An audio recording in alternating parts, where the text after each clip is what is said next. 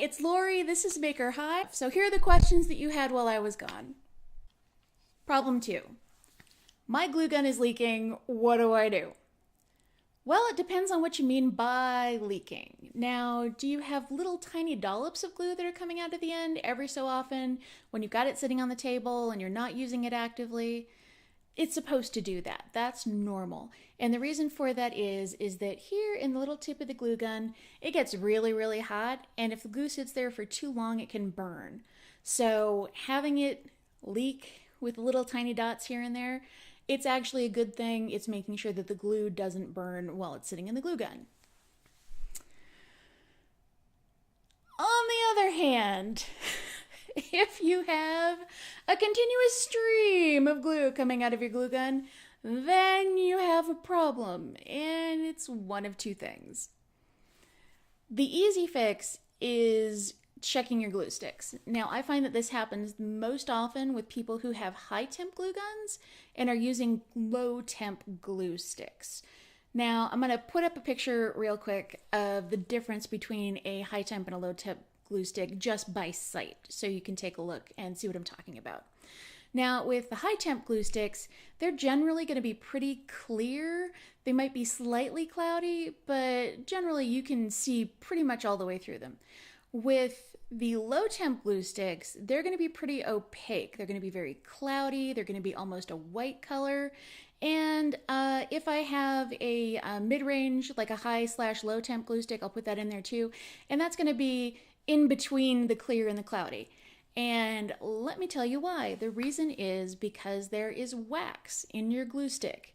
And I know that might come as a shock to some people, but the difference between the high temp and the low temp glue stick is that the low temp glue stick has more wax because wax has a lower melting point than the regular glue does. Now that makes sense, right? Because, wax melts pretty easily.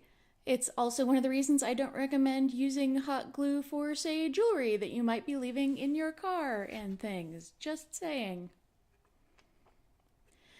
Now, the problem comes if you take a low temp glue stick and stick it in a high temp glue gun, because it's going to melt so fast that there's no way for the trigger mechanism to keep the glue from running out the front of the glue gun. So that is the easiest solution to check for. And all you have to do is go buy more glue sticks. Now, the other problem is slightly more problematic. I know, it's a little redundant, but hear me out. So you remember how I told you not to pull the glue stick out of the back of the glue gun? Yeah, chances are your trigger's broken. And the trigger assembly keeps the glue stick from advancing into the glue gun when you don't want it to. And even though the trigger might be working to help push the glue through the glue gun, it might not be doing the job of keeping it back while the glue gun is on, and that's actually letting the glue stick slide into the glue gun and then melt out through the front, which means you're going to have to buy a new glue gun. So my recommendation would be go try new glue sticks first, because if you're going to have to buy a new glue gun anyway, you're always going to be able to use the sticks, so you aren't wasting money that way.